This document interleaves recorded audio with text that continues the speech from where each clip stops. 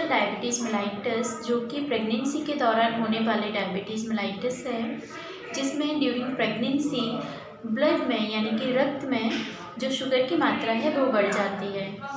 अभी हाल ही में 10 मार्च को नेशनल जेस्टेशनल डायबिटीज़ डे मनाया गया है और जिसका उद्देश्य है कि हम सभी अवेयर हों, एक दूसरे को भी इसके बारे में बताएं, क्योंकि जागरूकता ही इन सारी बीमारियों को कम कर सकती है। अगर इनका प्रिवलेंस कम होगा तो जाहिर सी बात है कि हमें इसके ट्रीटमेंट की ज़रूरत नहीं पड़ेगी। तो सबसे पहले है कि इनको प्रिवेंट करना, इन बीमारियों को प्रिवेंट करना, क्योंकि ये बीमारियां जो हैं सिर्फ ये हमारे जो दिनचर्या है, जो मेटाबॉलिज्म में जो फूड हैबिट्स है, इनसे रिलेटेड है। तो नमस्ते आप सभी को, मैं डॉक्टर अनु अग्रवाल हूँ, डाइटिशियन हूँ एम्स ऋषिकेश में। और आज मैं आपसे इसी के बारे में बात करूँगी। साथ में जो बहुत ही ज़्यादा कॉमन क्वेश्चंस जो मुझसे पेशेंट इस बारे में करते हैं उसके बारे में डिस्कस करेंगे।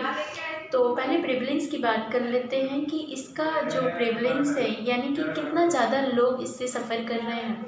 अगर हम जेस्टेशनल डायबिटीज़ की बात ना करें और केवल डायबिटीज़ की बात करें तो अभी भी इंडिया में 62 मिलियन पीपल जो है डायबिटीज़ से सफ़र कर रहे हैं एंड इट इज़ एस्टिमेटेड कि 2025 तक यह डेटा 79.2 मिलियन तक जाएगा। और अगर जेस्टेशनल डायबिटीज़ की बात करें तो अभी भी जो महिलाएं हैं ड्यूरिंग प्रेगनेंसी 4 मिलियन महिलाएं ऐसी हैं जिनको ये समस्या हो रही है, यानी कि डायबिटीज़ की समस्या हो रही है ड्यूरिंग प्रेगनेंसी। एंड अगर हम अमेरिकन डायटिटिक एसोसिएशन की बात करें तो उनका जो डेटा है, उन्होंने बताया कि एनुअली 2 लाख केसेस ऐसे आते हैं जिसमें कि प्रेग्नेंट महिलाओं को ये प्रॉब्लम होती है, नियर अबाउट 7%।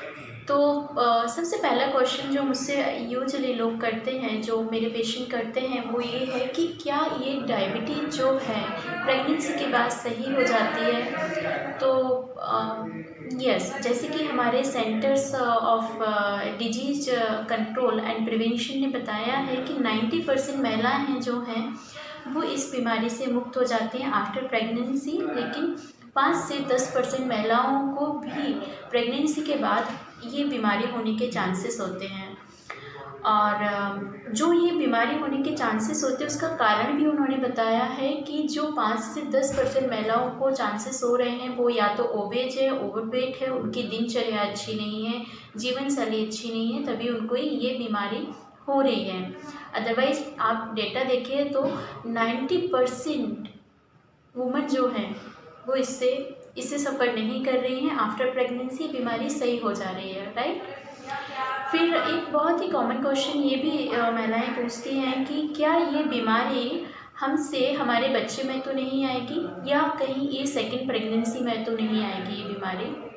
तो जैसे कि मैंने आपको बताया है कि centres for disease control and prevention ने ये बताया है कि जो 5 से 10% महिलाओं को ये बीमारी हो रही है आफ्टर प्रेगनेंसी, तो ये इसके पीछे का कारण क्या है। और अगर इसको सही नहीं किया तो ये सेकंड प्रेगनेंसी में भी ये कॉम्प्लिकेशन आ सकता है। और रही बच्चों में डायबिटीज़ होने की बात, तो ऐसा देखा गया है कि यूजुअली बच्चों में तो डायबिटीज़ नहीं होती है, बट जो कॉम्प्लिकेशन है ड्यूरिंग प्रेगनेंसी वो हो जाते हैं, क्योंकि डेफिनेटली माँ अगर है, माँ के रक्त में शुगर बढ़ रही है तो उसका कुछ इफ़ेक्ट तो हमारे उस पर भी पड़ेगा, प्लेसेंटा पर भी पड़ेगा, फीटस पर भी पड़ेगा।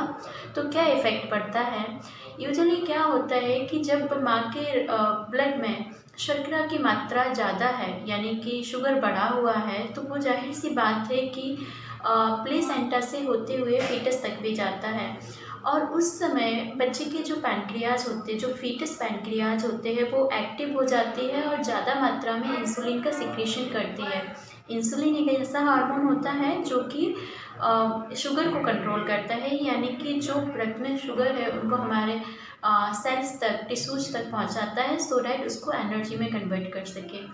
अब जब बच्चे का जो पैनक्रियाज है वो ज़्यादा मात्रा में इंसुलिन सिक्रीट करेगा, जितना नॉर्मल है उससे ज़्यादा कर रहा है, क्योंकि बच्चे की बॉडी में ग्लूकोज ज़्यादा है और एनी हाउ वो उस ग्लूकोज को यूटिलाइज करेगा, ये ज़रूरी है।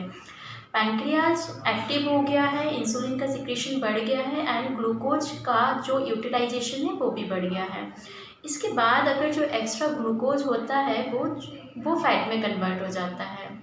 अब जब वो फैट में कन्वर्ट हो जाता है तो बच्चे का जो शारीरिक विकास है, जो फीटस का जो नॉर्मल ग्रोथ है और वेट है वो बढ़ जाता है, जिसकी वजह से ड्यूरिंग प्रेगनेंसी कॉम्प्लिकेशन आते हैं, जिसको मेनली उसको हम बोलते हैं जो है मैक्रोसोमिया। इस कंडीशन को बोलते हैं मैक्रोसोमिया, यानी कि बच्चे का जो नॉर्मल साइज होना चाहिए उससे ज़्यादा बच्चे की साइज हो गई है। तो कई बार ऐसे केसेस में नॉर्मल डिलीवरी नहीं हो पाती, सिजेरियन डिलीवरी करनी पड़ती है। दूसरा एक कॉम्प्लिकेशन आता है क्योंकि पैनक्रियास से इंसुलिन का सिक्रीशन ज़्यादा हो रहा है, तो कई बार आफ्टर प्रेगनेंसी बच्चे को हाइपोग्लाइसीमिया की प्रॉब्लम हो जाती है, क्योंकि ग्लूकोज बॉडी में जितना है उसके लिए तो इंसुलिन प्रोड्यूस हो रहा है और एक्स्ट्रा इंसुलिन प्रोड्यूस हो रहा है, तो हाइपोग्लाइसीमिया यानी कि रक्त में शुगर की मात्रा कम हो जाती है। ठीक है, तो इस चीज़ को मैनेज करना ज़रूरी है। इसी के साथ में कई महिलाएं ये क्वेश्चन करती हैं कि वो अपने बच्चे को फीड करा सकते हैं कि नहीं करा सकते हैं। कहीं बच्चे फीड कराने से कहीं बच्चे को तो शुगर नहीं हो जाएगी। तो जैसे कि मैंने आपको बताया है कि हाइपोग्लाइसीमिया की कंडीशन आ जाती है, इसलिए ये रिकमेंड करते हैं कि जस्ट आफ्टर प्रेगनेंसी माँ अपने बच्चे को फीड ज़रूर कराए, ताकि हाइपोग्लाइसीमिया की कंडीशन ना आने पाए और बच्चे में जो जितना बच्चे को ग्लूकोज की ज़रूरत है वो मदर मिल्क से बच्चे को पूरी हो जाए। तो इसका मतलब यही है कि हाँ, माँ अपने बच्चे को डेफिनेटली फीड करा सकती हैं। और क्योंकि ऑलरेडी जब मदर का ट्रीटमेंट चल रहा होता है आफ्टर प्रेगनेंसी या ड्यूरिंग प्रेगनेंसी, जो ग्लूकोज शुगर को मैनेज करने के लिए ट्रीटमेंट चल रहा होता है, तो कई बार ये भी कंडीशन आ जाती है कि माँ भी हाइपोग्लाइसीमिक कंडीशन में चली जाती है। इसलिए माँ का रेगुलर चेकअप होना चाहिए, ब्लड शुगर रेगुलर मॉनिटर होना चाहिए और साथ में बच्चे को फीड भी कराना चाहिए। माँ से बच्चे में शुगर नहीं आएगी।